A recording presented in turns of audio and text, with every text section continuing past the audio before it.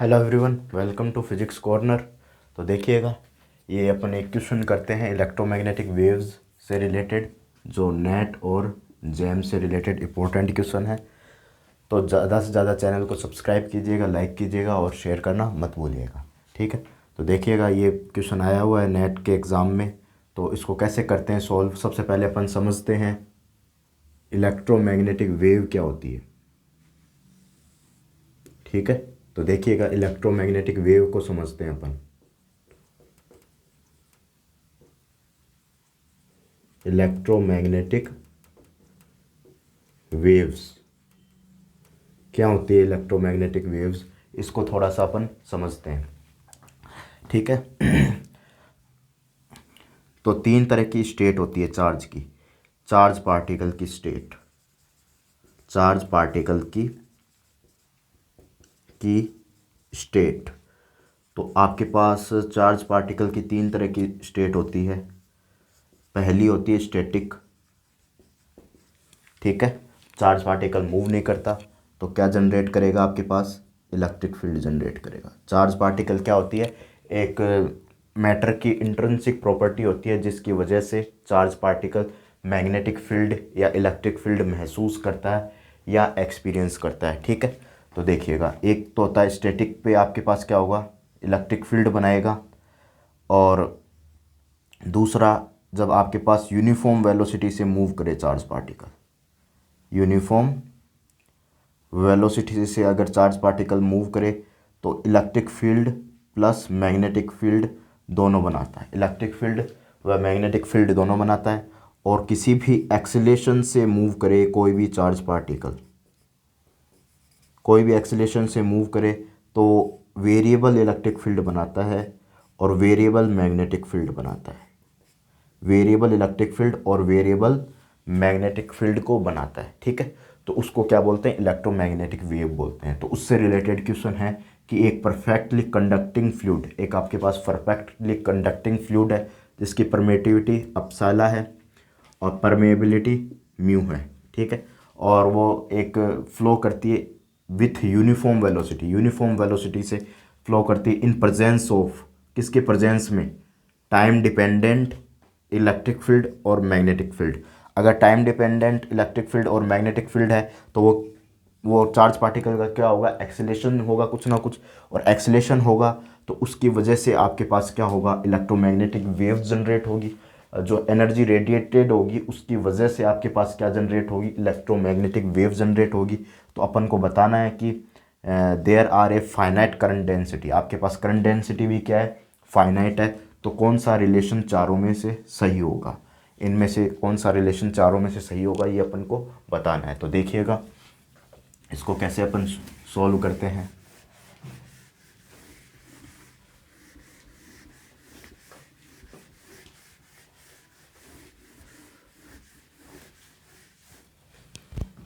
तो देखिए कि आपके पास यूनिफॉर्म वेलोसिटी है, जब आपके पास चार्ज पार्टिकल की क्या है, यूनिफॉर्म वेलोसिटी है, यूनिफॉर्म वेलोसिटी से मूव कर रहा है।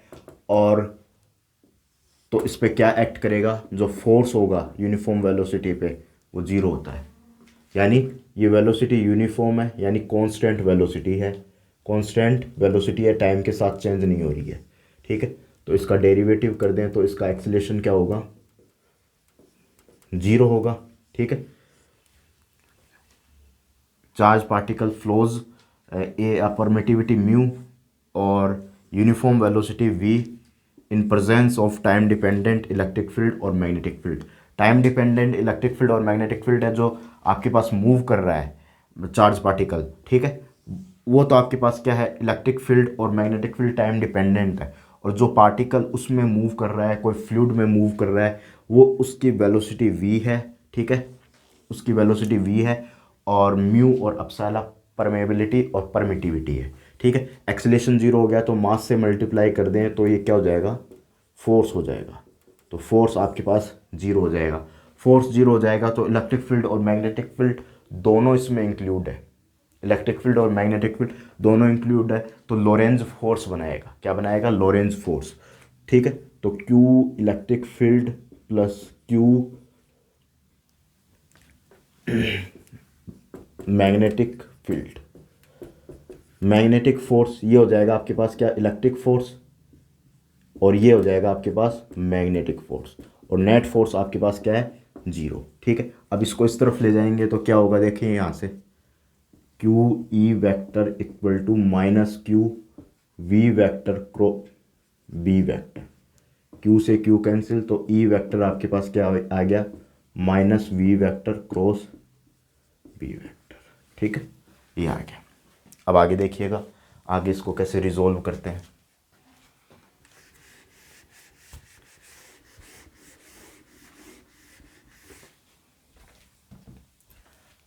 आपके पास using Maxwell equation, Maxwell equation को यूज लेते हैं, यूजिंग मैक्सवेल इक्वेशन या using Faraday's equation. Faraday's equation या मैक्सवेल इक्वेशन दोनों एक ही होती है। कौन सी Maxwell equation, third Maxwell equation, third Maxwell equation दोनों सेम होती है आपके पास। ठीक है, तो अगर इसको यूज लेते हैं अपन, थर्ड मैक्सवेल इक्वेशन क्या होती है आपके पास, E vector equal to minus E होती है। ई वेक्टर की वैल्यू ये रख दो तो क्या हो जाएगा आपके पास, माइनस जाके इस तरफ जाके क्या हो जाएगा, प्लस हो जाएगा। B vector v vector equal to, ये बन जाएगा रिलेशन, ऑप्शन नंबर ए। ठीक है, कुछ ऐसा रिलेशन बन जाएगा, del cross v minus B equal to delta v upon delta t, option ए।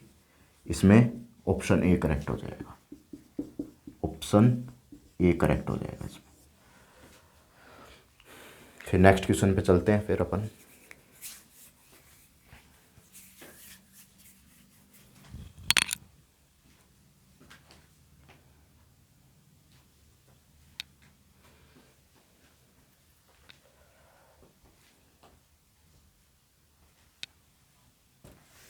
देखिए नेक्स्ट क्वेश्चन पे देखिएगा, पॉज करके वीडियो नोट कर लीजिएगा। अब नेक्स्ट क्वेश्चन पे चल रहे हैं अपन।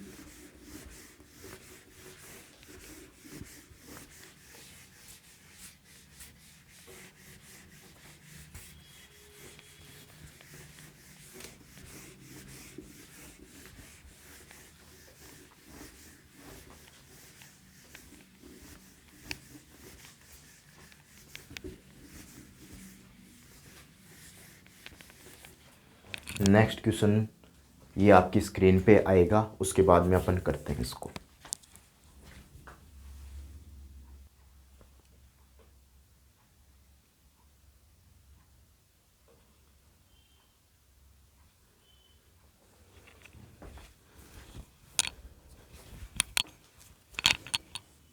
देखिएगा नेक्स्ट क्वेश्चन पे अपन चलते हैं अब।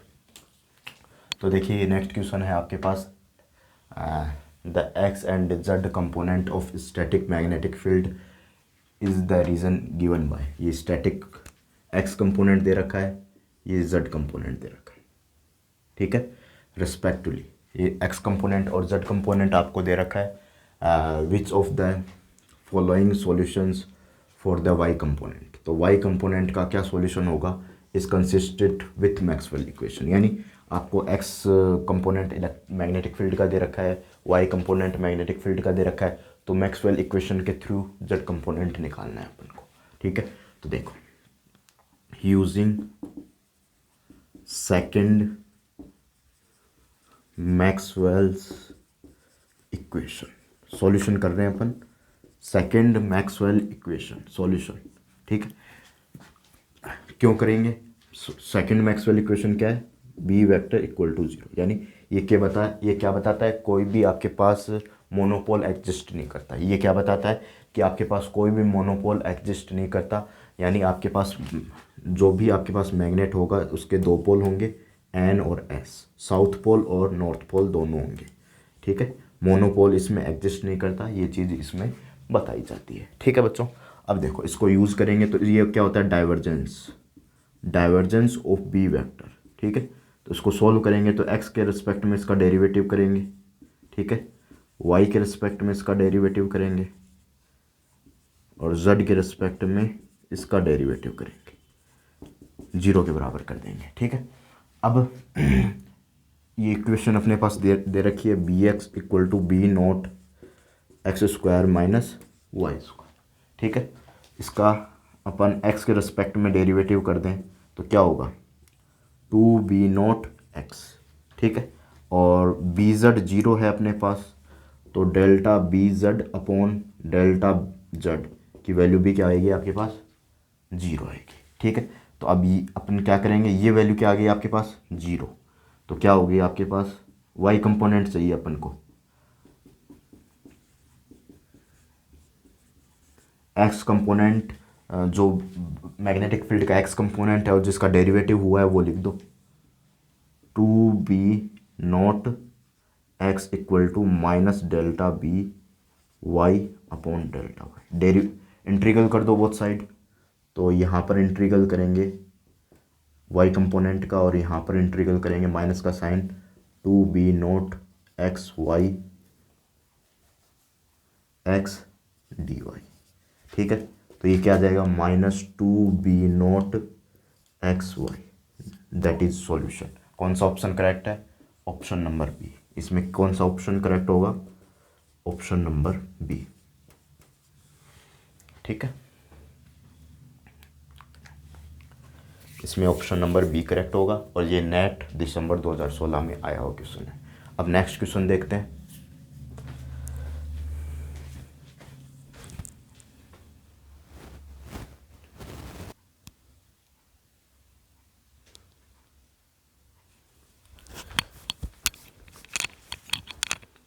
देखिए अपना थर्ड क्वेश्चन देखिएगा, ये बोल रखा है यूनिफॉर्म वॉल्यूम चार्ज डेंसिटी। ये आपके पास क्या है, uniform volume charge density given है। ठीक है, प्लेस्ड इनसाइड द कंडक्टर, आपको यूनिफॉर्म वॉल्यूम चार्ज डेंसिटी किसके अंदर दे रखी है, कंडक्टर के अंदर। ठीक है, इतनी रजिस्टिविटी है कंडक्टर की, the charge density become 1/e of initially value after time. Time पूछा है कि 1/e आपके पास हो जाए चार्ज डेंसिटी, उसके बाद में टाइम पूछा है। ठीक है, तो देखो एक कंडक्टर है, मैं सारी चीज़ कंडक्टर से रिलेटेड बता देता हूँ। ये कंडक्टर है, ये क्या है आपके पास, मीडियम है।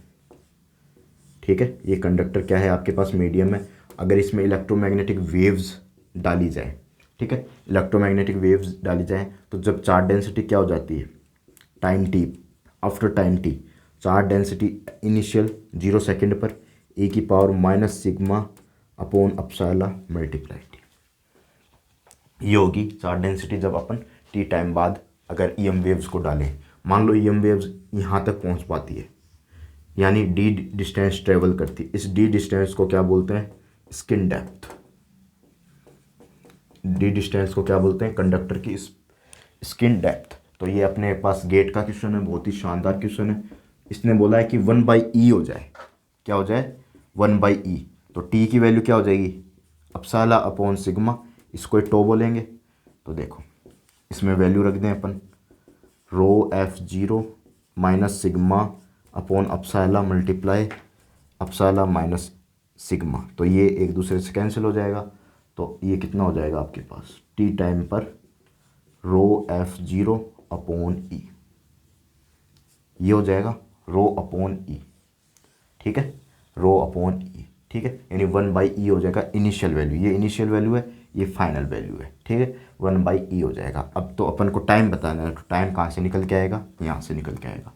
टो बराबर अपसाला अपॉन सिग्मा, 1/सिग्मा क्या होती है, रो रजिस्टिविटी, तो इसको क्या लिखेंगे, टो मल्टीप्लाई अपसाला नोट, क्योंकि आपके पास क्या है, अपसाला लिखेंगे या अपसाला नोट। ठीक है, अपसाला नोट जब ईएम वेव्स जाएगी अंदर तो अपसाला नोट लिखेंगे। ठीक है, और इसको क्या लिखेंगे, रो लिखेंगे। तो रो रजिस्टिविटी कितनी दे रखी है अपने पास, ये 10 की पावर, रजिस्टिविटी की अपन एक बार चेक कर लेते हैं क्या, डायमेंशन।